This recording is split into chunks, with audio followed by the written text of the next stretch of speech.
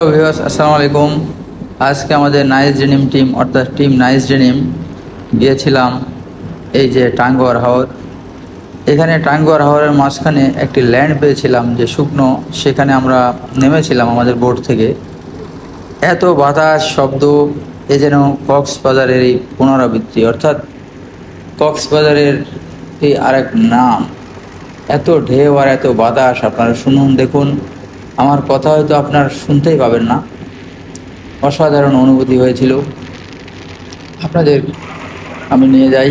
এই যে যে পাহাড়গুলি দেখছেন, এটা মেঘালয়। মেঘালয়ের পাদদেশে এই যে টাঙ্গুয়ার হাওরের যে ন্যাচারাল সিনারি, এক কথায় অসাধারণ। আমি বলে বা আমরা বলে কেউ বোঝাতে পারবো না।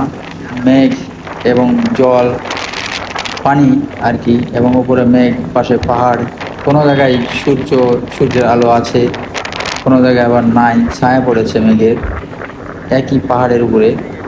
অর্থাৎ আমরা হয়তো 10-15 মানে 5-7 কিলোমিটার ভেতরে আছি এই মেঘালয় থেকে। তো অসাধারণ অসাধারণ, ভাষায় প্রকাশ করতে পারবো না। আপনাদের শুধু বলবো, আল্লাহর সৃষ্টি, অপরূপ সৃষ্টি, এই নেচারকে দেখে আসুন। যেখানে এই দেশের ছড়িয়ে ছিটিয়ে আছে, দেখে আসুন।